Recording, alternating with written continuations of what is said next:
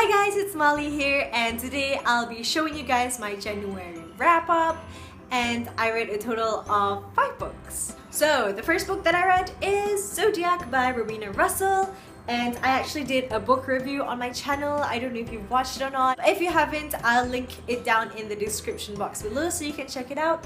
But basically, I really loved this book. I rated it 4.5 out of 5 stars. And Zodiac is basically a book about in the distant future where humans live on their own planets according to their own zodiac. And basically this story is about a character from the planet Cancer. Her name is Ro, and suddenly she has to become her planet's guardian, or like the leader, and she discovers a threat to the whole zodiac coming from an unknown or forgotten 13th zodiac. And so she's trying to convince the other zodiacs about this threat so that they can prepare for what's going to happen. And so it's really full of action and suspense, and the world building is phenomenal. There's actually mixed reviews for this book, but fortunately I was among the people who really loved it. So yeah, I'll be reading the sequel, Wandering Star, in February along with Amelia, and we might have like a book talk about it together, we'll see. Next, I read Can You Keep a Secret by Sophie Kinsella. I don't have a copy of it anymore. It's my first book by her, and I really enjoyed it. It was so full of humor and some gushy romance bits as well, and it was just really fun to read.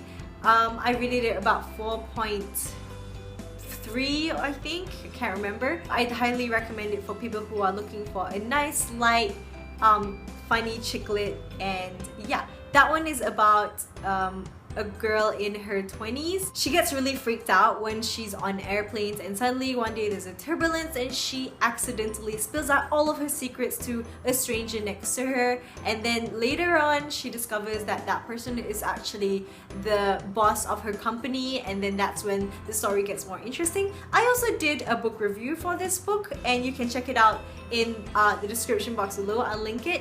And yeah, I really enjoyed that one. Next, I read Harry Potter and the Half-Blood Prince for the My Potterheads Readathon, and of course I really enjoyed it. What I really liked about this book is that for like 2/3 of the book, it was really casual about the school life of Harry, Ron, Hermione, and all of the other characters. Mostly it's just like everyday what it's like at Hogwarts, where there's Quidditch, there's classes, detention, and things like that. And I really enjoyed that it's more laid back compared to the other books at first, and we also find out a lot of background about Voldemort and why he's like that, and why he seems to never die, and what Harry has to do in order to destroy Voldemort forever and everything.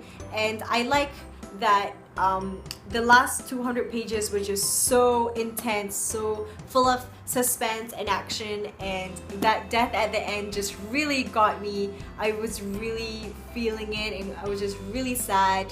I felt like all hope was gone, like just like the characters, and it was just, oh, the last chapter was perfect. And I'm really pissed off at the movie that they didn't even put it in the movie. That funeral, they should have put that funeral in, I swear. I also had a Harry Potter movie marathon with one of my friends, Hannah. We watched it back to back, and it took us like 2-3 days, and it was just really awesome. I've never had a movie marathon before, and the feels were just freaking absolutely real. When you watch it back to back, it's a lot different to when you're watching it like with gaps in the middle. And then when you think about the first movie comparing it to the last, it's just all the feels just come in. And I really love the movies for the movies, and I really love the books for their books, and I can't wait to read the last one this month and just finish another round of Harry Potter madness. Yeah. Next, I read Graceling by Kristen Kashor. This is for the My BBM read-along, where they're having a read-along monthly, and in January the chosen genre was YA fantasy, and this one was chosen. And I really enjoyed it. I rated it 4.3 out of 5, I think, and I think I enjoyed it a lot more than the other people who read it. Like, some of them were really critical. They gave it around 3.5, 3.8, somewhere there. But I surprisingly really enjoyed it. I think I will be continuing on with this series, although the second book and the third book aren't really about the same character. They're more of like companion books, like Anna and the French Kiss.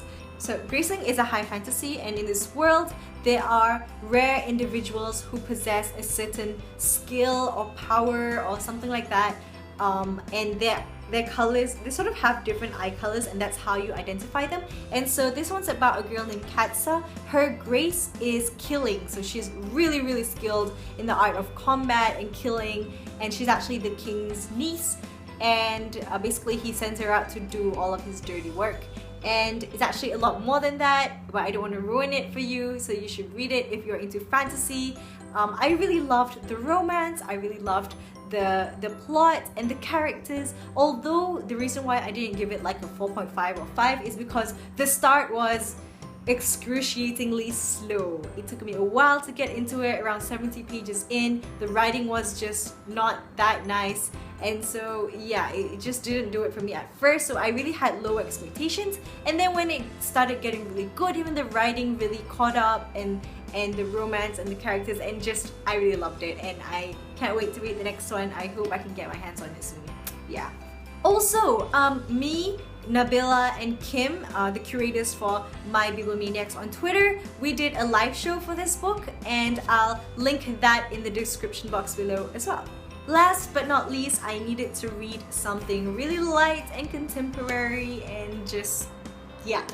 So I read Tuesdays with Maury by Mitch Albom, and this is actually a biography. It's based on a true story. Everything in here was real, if I'm not mistaken. It's one of those books where everyone has been telling me to read, that it's really good and it's life-changing and everything, so I just had to pick it up finally. And Nabila actually gave me this copy. Thank you so much, Nabs. And I actually really loved the book. I really enjoyed learning all of the lessons that Maury taught Mitch. Although I don't think that it changed me as much as it changed other people. I did have more expectations from it. Like, I wish between the lessons we could see some insight from Mitch, how he took in the lessons that he learned, what he thought about it, how he saw the world from then. I guess this one is more about reaching out to people about the lessons, so I guess like can't expect too much from it. But yeah, this book is basically about Mitch visiting his old professor after like 16 years, and that professor is really wise and he has so much to teach still, and he just affects so many people's lives. Maury is sick, by the way, he's dying, and that's why Mitch finally feels like he has to reach out to him again. And yeah, I think everyone should read this at least once in their life. I'm pretty sure I'm gonna pick this up again and read it once in a while in my life, and just the lessons that you learn are just applicable whenever, honestly. So those are all the books that I read in January. Comment below on what you think of some of the books that I read, whether you enjoyed them or you didn't, or if you want to read them. And I'll see you guys in my next video. Bye!